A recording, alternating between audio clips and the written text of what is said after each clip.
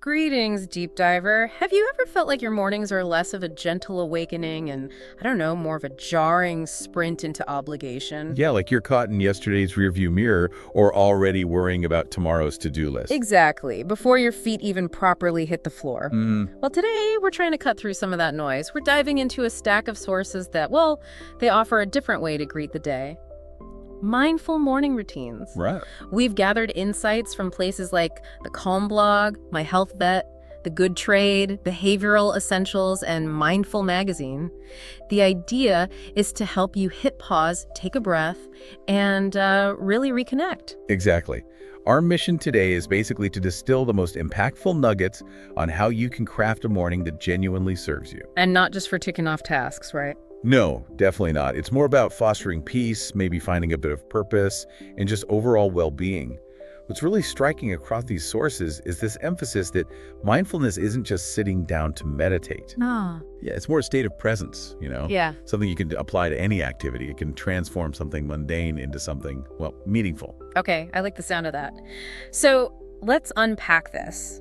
Let's explore how maybe just a few intentional moments can ripple through and maybe even redefine your entire day. Let's do it. So first things first, maybe we should nail down what we actually mean by mindfulness. Good idea. The Calm blog offers a pretty clear definition. It says it's about fully engaging with the here and now, Okay. really immersing ourselves in the present moment and openly accepting thoughts, feelings, physical sensations, crucially, without judgment. Right, that non-judgment part is key. It's about being aware, but like you said, not getting swept away by everything that pops into your head. Exactly. And this concept is foundational, really, because as that same Calm blog article points out, so many of us just drift through our days. We're on autopilot. Guilty as charged sometimes. Me too. Mindfulness gives us a conscious pathway, a way to choose how we respond to each moment instead of just, reacting automatically. So it's about intentionally tuning in. Yeah, tuning into yourself, your feelings, what's actually around you right now, your body, your breath. Even during stuff you might usually rush through, like, I don't know, brushing your teeth or making breakfast. It makes me think of like, a mindful walk. It's not just getting from A to B. No. It's noticing the sun on your face, maybe the crunch of leaves, the way trees are moving. Each moment feels kind of alive with discovery rather than just being background noise. Precisely. And this practice, this conscious presence, it yields a whole array of benefits. It touches nearly every facet of our lives, actually. Okay. Our sources consistently point to several key advantages that make cultivating mindfulness so powerful, especially for our mornings, but really for our whole day. Okay, so what are some of the big ones? I think one that jumps out immediately is how mindfulness helps us tame stress. The Calm blog calls it an antidote to that constant push for productivity, for multitasking. How does just taking a moment to be help manage that feeling of being overwhelmed? Well, it creates this crucial buffer, you see. Instead of automatically reacting to every email ping or demand that comes your way, mindfulness lets you observe the stressor first. You acknowledge how you're feeling about it, and then you consciously choose a response. Ah, so it gives you space. Exactly, mental space. And that fosters a more peaceful, centered mindset. It shifts you from being purely reactive to being more responsive. That makes sense. And that ties directly into another big benefit, emotional balance. Okay. By learning to observe your emotions with a kind of curiosity, rather than just trying to push them down or ignore them. Which never works long term. Right. You end up building a more robust emotional toolkit.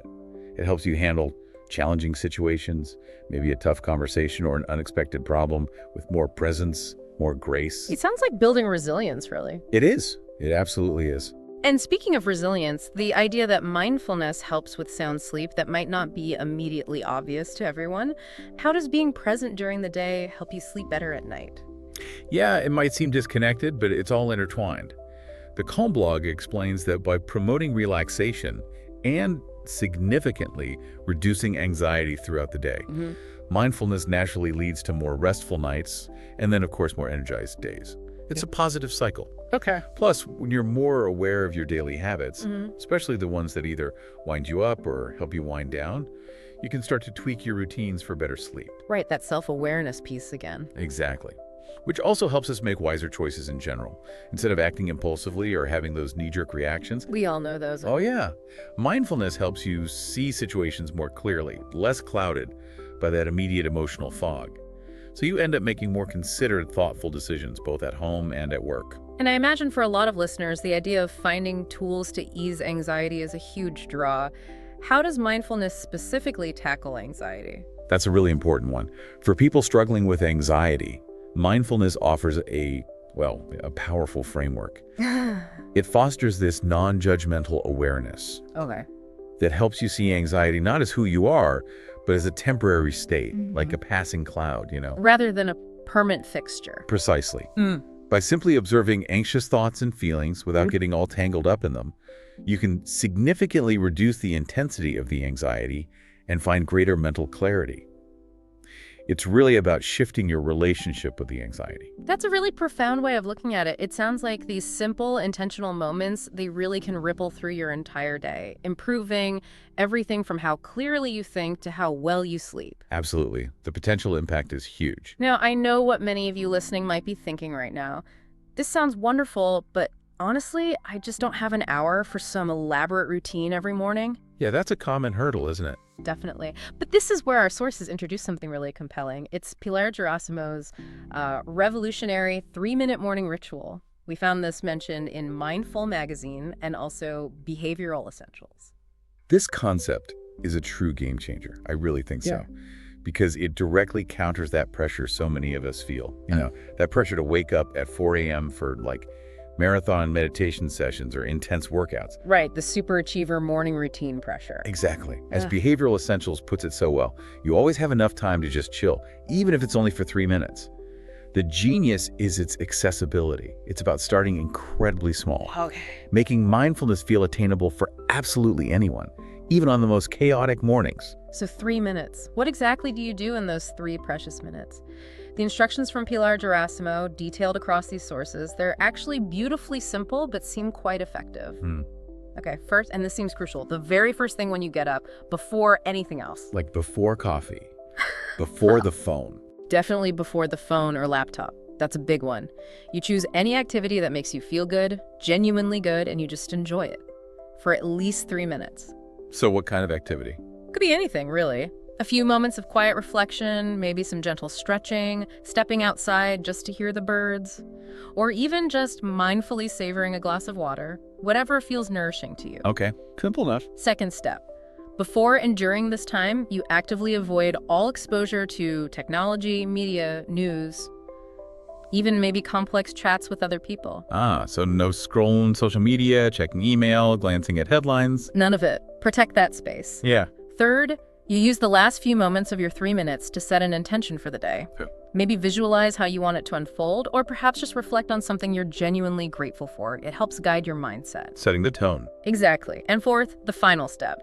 Close your little practice with 3 deep, energizing breaths. It's like a simple punctuation mark, consciously transitioning you into your active day. Okay, that sounds doable. But it brings up an important question. Why is avoiding technology and starting so gently? Why is that so critical for these 3 minutes? Yeah, what's the science bit? Well, Mindful magazine explains it really well. Waking gently lets you preserve and actually use that valuable twilight theta brainwave state. Theta brainwaves, what's that? Think of it as a slower, sort of dreamier brain frequency that your brain naturally shifts into right after waking. It's a state that's highly suggestible, actually, and it's linked with insight, creativity, and deep awareness. Okay. If we immediately jolt ourselves awake with screens and urgent demands, we basically just bypass this really precious window. We short-circuit it. Pretty much. Right. It also significantly reduces the alarm response of your sympathetic nervous system. That's your body's fight or flight mode. Right. So you prevent that inflammatory cortisol spike right at the start of your day. There. It spares your mind from stressful inputs and, other people's agendas when it's most impressionable. It lets you ease into wakefulness peacefully. And the positive effects go even further, don't they? Engaging in this ritual, it actively builds your capacity for self-regulation. And it strengthens that sense of self-efficacy, that belief that you can actually achieve what you set out to do. It empowers you to start the day on your terms. Instead of reacting to whatever the world throws at you first thing. Exactly. It even helps build what some sources call your savoring muscles. You're developing the brain pathways for experiencing positive, pleasant moments and getting those little dopamine hits. Yeah, and the real power, the profound impact, it lies in that small, consistent act. Behavioral Essentials notes that sometimes those initial 3 minutes might naturally stretch to 20. Oh, interesting. Yeah, then maybe 45. And before you know it, you've quite organically built up a full, really beneficial morning routine. It's how you gently train your system away from just reacting all the time. Towards more intentional living. Exactly. Okay, so once you've maybe established that really powerful 3-minute foundation, our sources offer just a wealth of ways to expand your mindful morning, helping you discover what genuinely clicks for you. Yeah, it's all about building a personalized toolkit, isn't it? Not following some rigid one-size-fits-all prescription. Definitely not. So let's explore some of the key principles for expanding that mindful start. We can kind of draw out the deeper thinking behind some of these common practices. Right. Okay, one big principle seems to be consciously setting your physical foundation for the day. Right. Sustainable Bliss, for instance, strongly advocates for consistency in your wake-up time, even on weekends, if possible. Ooh, that's a tough one for many. It can be. But the idea is if you need to shift it, do it slowly, maybe just 5 or 15 minutes every few days, letting your body adapt naturally. Okay. They also make a really strong case for putting your alarm out of reach. Ah, the classic. Yeah. And avoiding that snooze button. They explain that snoozing actually fragments your sleep. It doesn't really give you more rest. It just increases grogginess. That makes total sense. You think you're getting more sleep, but you're just confusing your body's clock. Exactly. And along those lines, the good trade and mindful both push this idea of a gentler wake-up overall. How so? Instead of a really jarring phone alarm, maybe consider a clock radio or one of those sunrise lamps that simulates natural light gradually. Oh, I've heard about those. Yeah, they mimic nature's way of waking us. And as we discussed, that helps preserve those valuable brainwave states. Right. And absolutely non-negotiable, according to multiple sources, including Sustainable Bliss and Behavioral Essentials, is avoid screens first thing. We keep coming back to this one. Why is it so crucial? Because diving straight into emails, news, social media, it can instantly plunge your still impressionable morning brain into this reactive, anxious state. It hijacks your internal agenda before you've even had a chance to set it yourself. It just floods your system with external demands and triggers that cortisol spike we mentioned earlier. Wow. That initial screen avoidance really is a powerful act of self-preservation then, isn't it? It really is. Okay, so another principle for a mindful morning seems to be engaging your senses and moving with intention. Yes. Sustainable Bliss suggests something maybe surprisingly simple: making your bed immediately. Making your bed? Really? Yeah. It seems trivial, right? Yeah. But they highlight its profound psychological impact. It's an immediate, small win. Okay. It creates a sense of control right off the bat, and apparently it can kick off this positive chain reaction, encouraging more organized, intentional actions throughout your day. Huh. Interesting. I can see that. And tying into that, sources like the Calm blog and My Health that emphasize mindful movement. Not necessarily a hardcore workout. No, not at all. It's more about feeling your body. Gentle stretching, maybe a few simple yoga poses, or even just noticing your feet connecting with the floor as you walk to the bathroom. Being present with physical sensations. Exactly. Letting movement be a form of self-awareness. They mention things like a walking meditation, too, just intentionally focusing on your breath rhythm and the feeling of your feet on the ground. I love how these practices connect the physical to the mental state. And for grounding your mind through your senses, the Good Trade and the Calm blog suggests the 5-4-3-2-1 exercise. Have you heard of this? Vaguely remind me. It's where you consciously name 5 things you can see right now, 4 things you can physically feel, 3 things you can hear, 2 things you can smell, and 1 thing you can taste. Ah, right. It's a quick way to bring yourself right into the present moment, isn't it? Cuts through the mental chatter. Exactly. It redirects your attention from all those internal worries to your actual external reality. Breaks that cycle of anxious thought. Which leads nicely into our third principle, cultivating inner peace and connection. Many sources, Calm blog and Mindful included, advocate for a simple mindful breathing practice. Just dedicating a few minutes, maybe just 1 or 2, to observe your breath. Just noticing it. Yeah. Notice the inhale, the exhale, the gentle rise and fall of your belly or chest. It's such a direct pathway to calming your nervous system down. And building on that inner calm, a gratitude practice comes up really strongly across the Calm blog, the Good Trade, and Mindful. And they stress it's not just about listing the huge life-altering blessings. It's about consciously acknowledging the small, everyday joys, Like what? like the warmth of your coffee mug, maybe a kind text message you received, the sun shining through the window. How does focusing on gratitude like that impact our mindset for the day ahead? Well, it fundamentally shifts your perspective, doesn't it? By Yeah. actively looking for and appreciating the positive things, even tiny ones, you actually train your brain to notice more good throughout the day.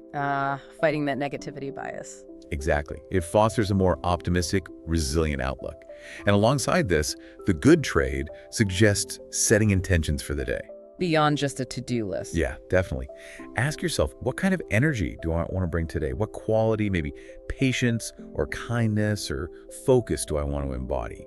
It gives your day a sense of purpose beyond just ticking off tasks. That's a really powerful shift, isn't it? From just reacting to intentionally creating your day. It is. Okay, and finally, what about more joyful and connecting rituals? Right, making it feel good.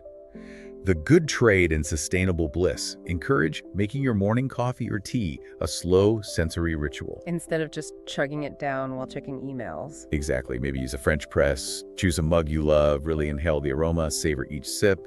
It elevates a routine act into a genuine moment of pleasure and presence. I like that. And extending that connection outward, several sources, including the good trade and mindful, highlight the importance of connecting with nature. Even briefly. Absolutely. Step outside for just a few minutes. Watch the sunrise if you can. Listen to the birds. Maybe even put your bare feet on the grass if you have some. Grounding. Yes, it grounds you. It offers this sense of perspective and calm that, honestly, few other practices can match so quickly. The beauty in all of this, though, and something the good trade really emphasizes, is that you absolutely don't have to do it all. No way.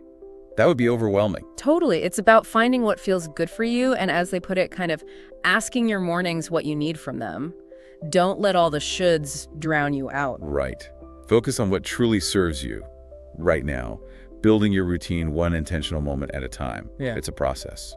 So as we start to wrap up this deep dive, it seems really clear that cultivating a mindful morning routine isn't about rigid rules or sacrificing precious sleep to wake up at some crazy hour. No, it's fundamentally about intentionality, isn't it? About consciously reclaiming those first really precious moments of the day just for you.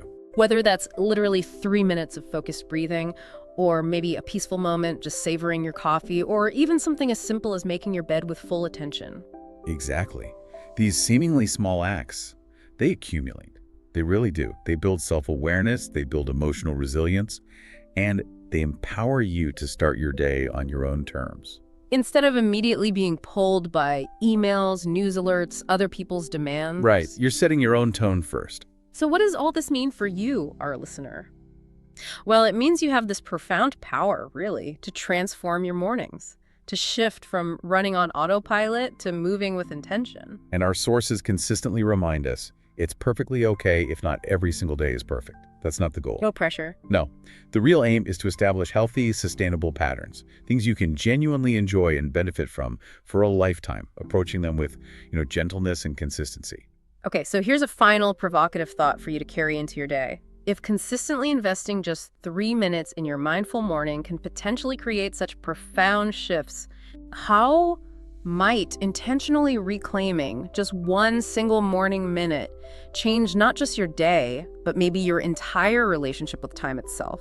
What would you fill that one reclaimed minute with, and what new possibilities might that unlock for your mornings? That's a great question to ponder. We encourage you to reflect on this, experiment a little, and see what unfolds.